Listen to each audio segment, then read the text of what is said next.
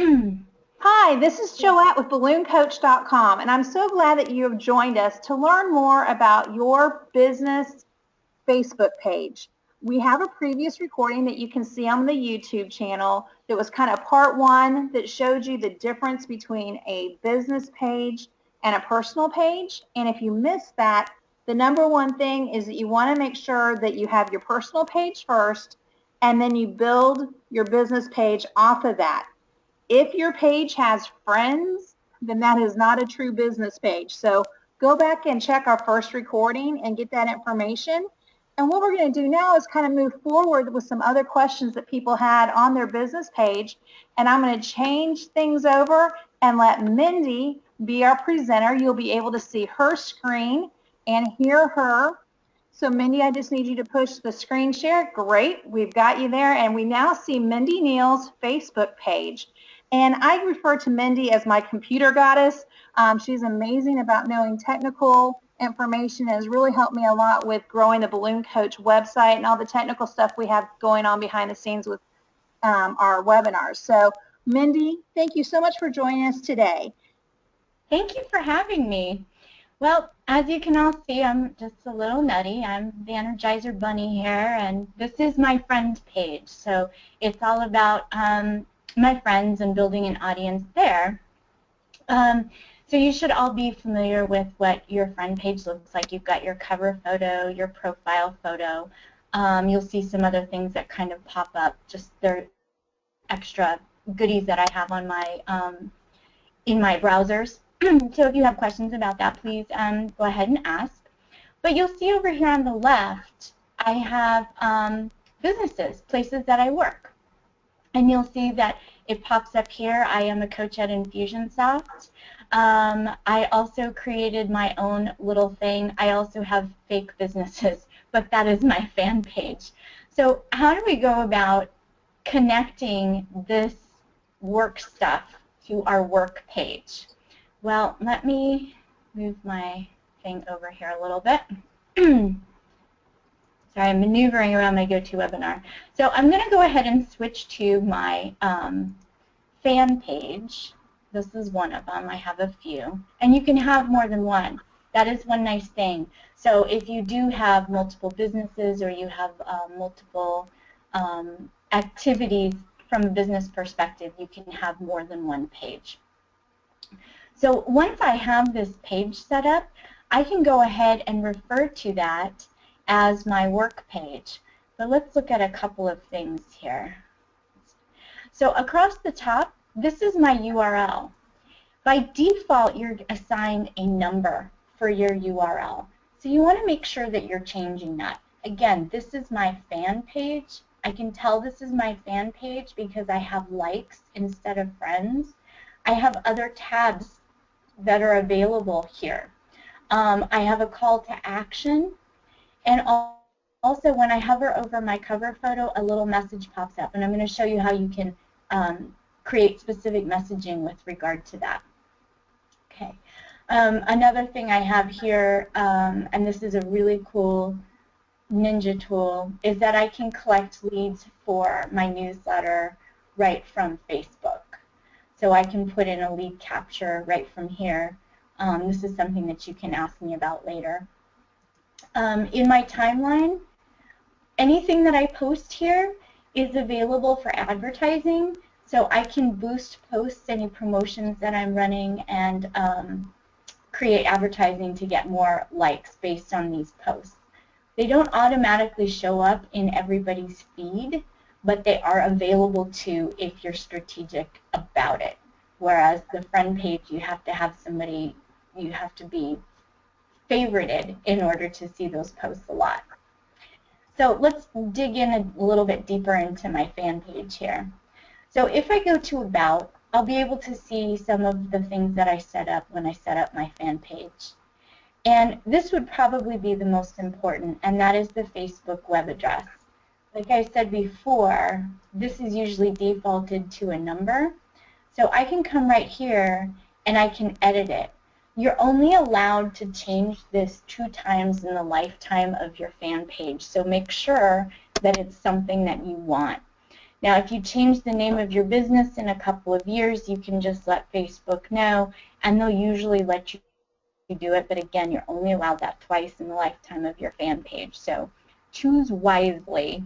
And then you'll have your URL that you can use for links and things that you need.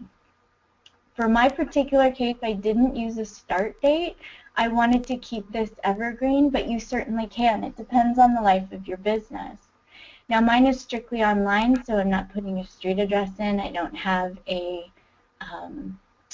storefront. And this is just very, very generic. And I have my Skype and my Twitter along with my website. And it is just branding myself. Photos are here. And I can have other tabs. I can bring in my Instagram. I can bring in my Pinterest and my Twitter feeds as well. So those are other things. But based on one of the questions that I got most from last time was, how do I get my fan page attached to my friend page so that I'm actually working there? So let me go back to this other here. So if I say, if I go to my About, I'm back on my friend page, and I want to enter my work and education, you can see that I went to Princess Charms School. That's a fake school. We go to work and education. Here's another one of my fan pages. So I could say that I worked for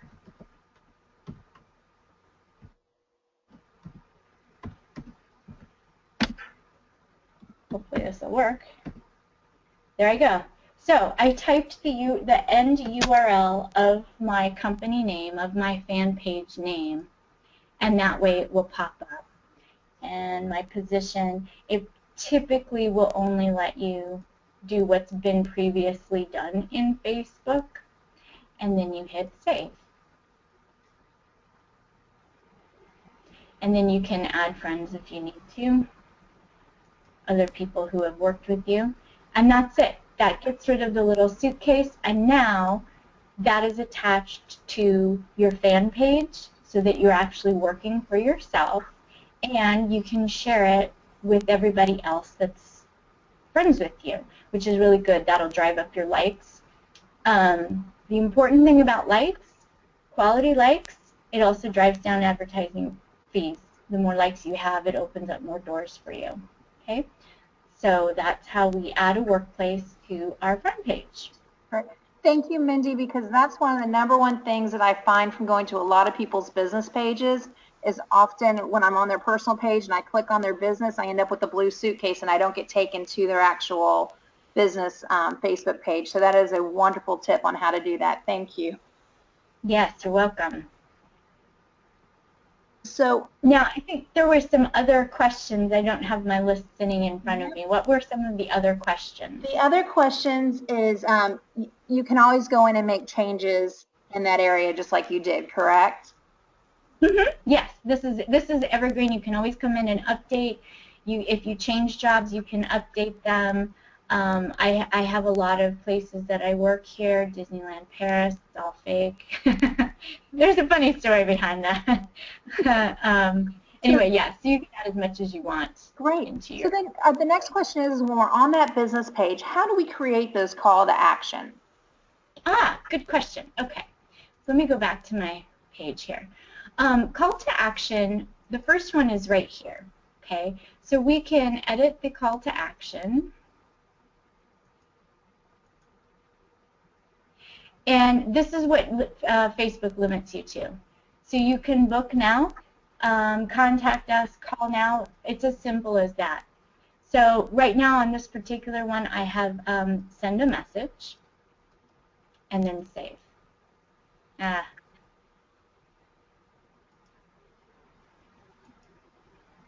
There we go. So I'll type in my website. So I picked contact us.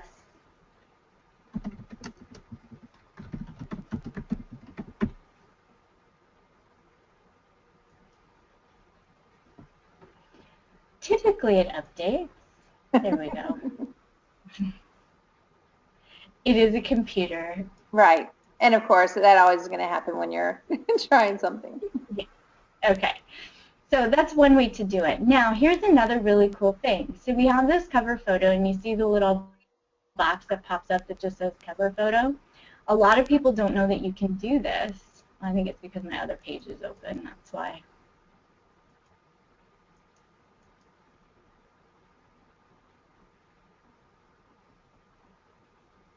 Okay. So where it says cover photo. Yes. So once that opens up, if I add a description here, and it says,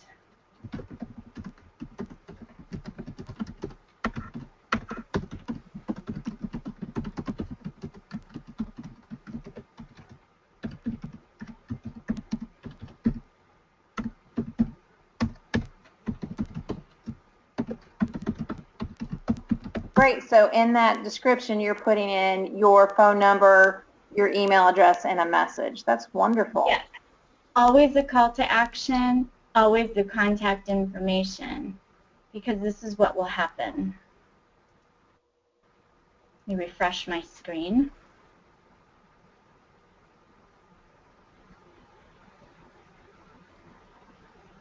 Now when I hover, I have my contact information right there.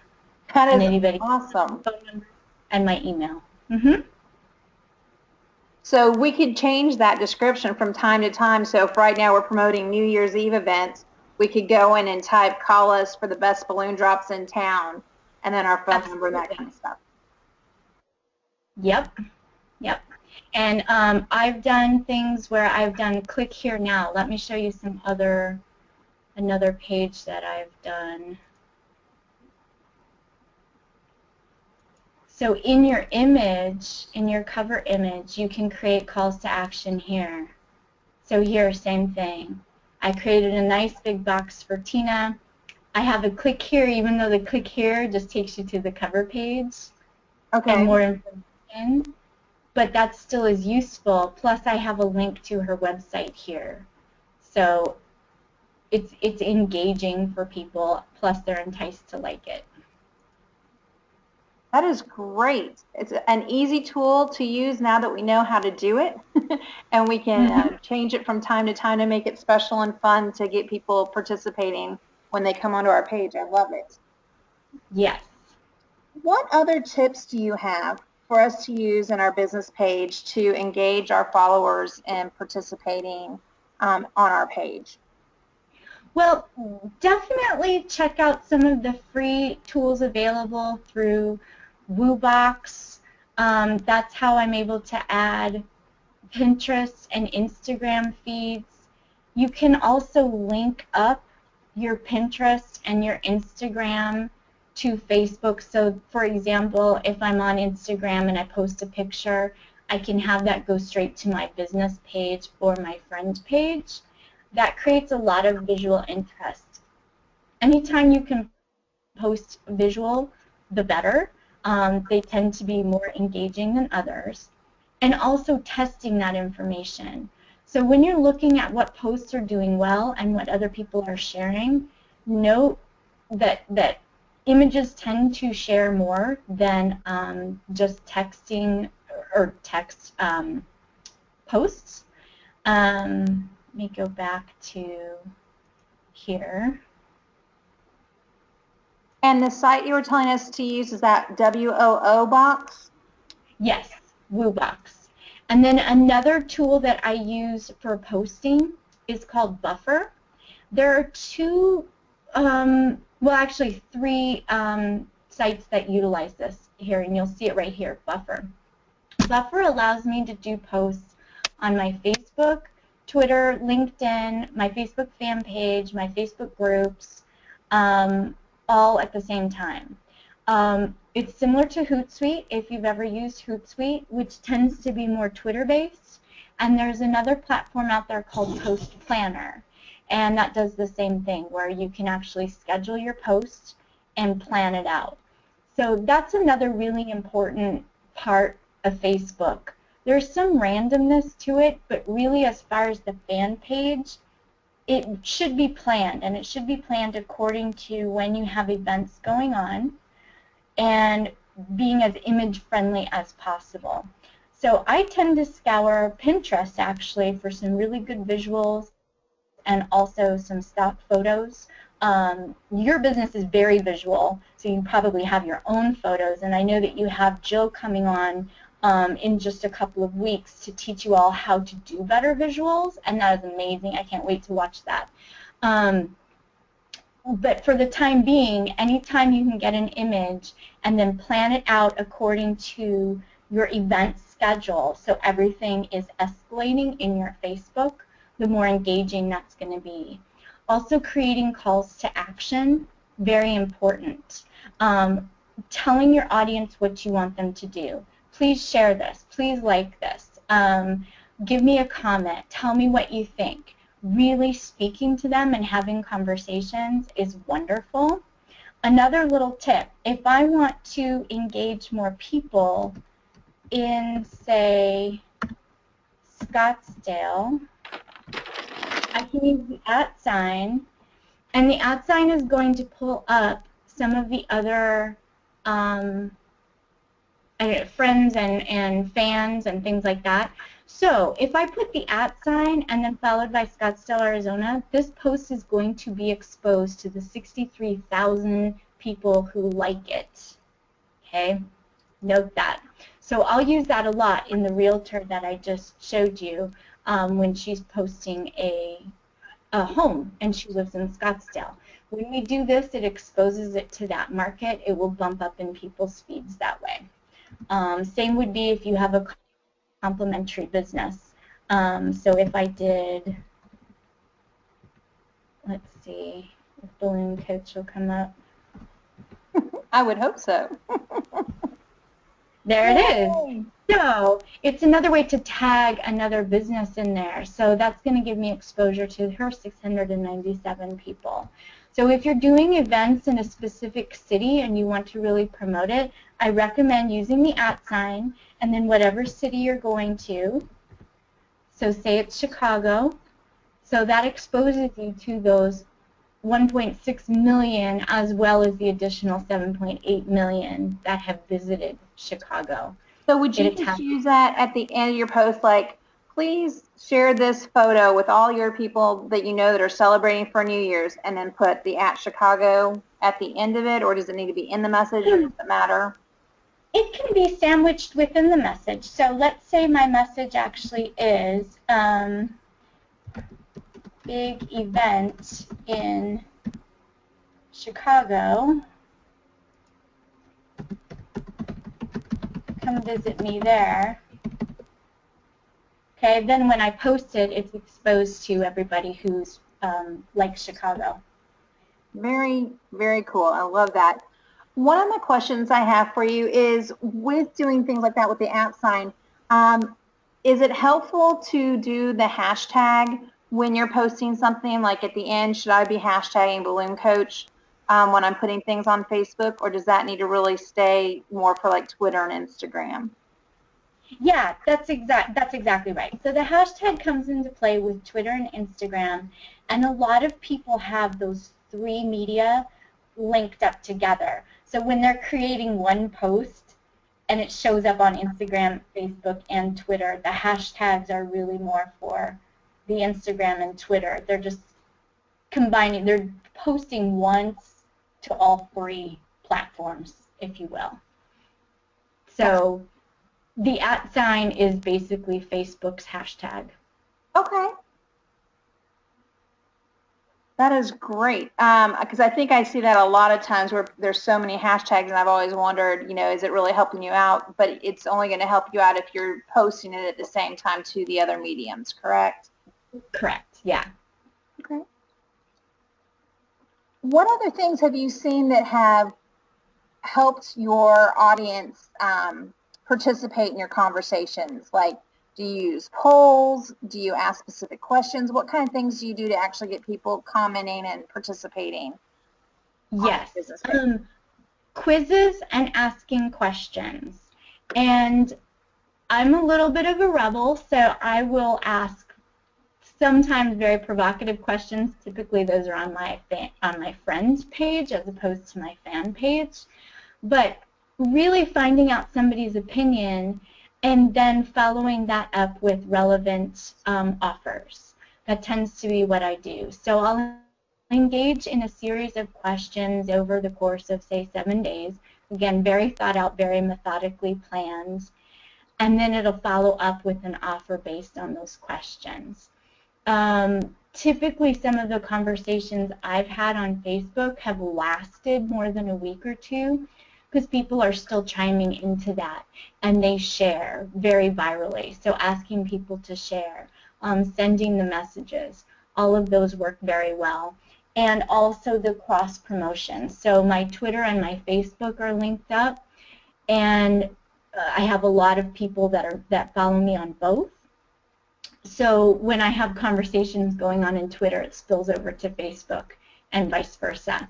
And again, that's another cool way to use my buffer, because my buffer gives me analytics, so I can actually study who's liked, how much engagement I'm getting, rather than just looking here in Facebook. Insights will give you some of that. We'll leave that page. And is Buffer a free program or something that you pay monthly for? I actually pay annually. I pay $99 a year for it, which actually is not bad. What is that, $9 a month? Right. Yeah. Mm-hmm. Okay. And so what button did you push on to pull up these analytics? This is Insights. It's at the top of the screen. Yeah. And on the Insights, it's going to let us know who's liking us, people reached. That's great. And then it actually shows you all the different posts that you put up? Mm-hmm. Yeah. And you'll see here, this is a podcast that I'm promoting. That one had a reach of kind of a lot, simply because it had a link, it had more juice to it, and it got shared a lot. So the engagement was a lot higher than that post than some of the other ones. So videos, podcasts, other links, they tend to be shared more. Images. And if somebody's posting a video, do you have a specific length of time that you think that video should be? Because a lot of us on our events, it'd be very easy for us to take our smartphone out and video, you know, a sweep of the room or things that are going on. Do you have an idea about how long that should last for us to be able to post it and it be efficient on our business page? Well, if you're just doing a scan of the room, I don't know, maybe 10, 20 seconds, keep it really short, because that'll show up in people's news feeds, and then as they're scrolling down the news feed, it'll just automatically play, which would be a really cool visual. Same with using it as an ad. I would keep it shorter rather than longer. Save the longer ones for posting on your website or on your timeline itself, as opposed to something that goes viral and is shared, but something that's sitting more static so that people can enjoy it. Okay. When people are on your page, is there a good way to entice them to like it? Simply by asking them to like it. So one of the people that I've done marketing for, him right here, the Muscle Cook. So we have quite a few likes on this particular page, and that's all comes from, hey, like my page, like my page, like my page. I saw another one grow from 0 to over 100,000 likes, and it simply came from that. Do you ever suggest that people pay for likes? Well, basically that's what advertising does. And yeah, that's kind of what you're driving traffic to your Facebook site, especially if you have a call to action, if you have something to give away here, if you have a way to collect those names and those leads, then definitely. It's a lot different than buying Twitter followers. Okay. Yeah, because with the Sorry, he's taking over my screen here. With Twitter, you're just getting followers. There's not as much call off the Twitter page onto your website.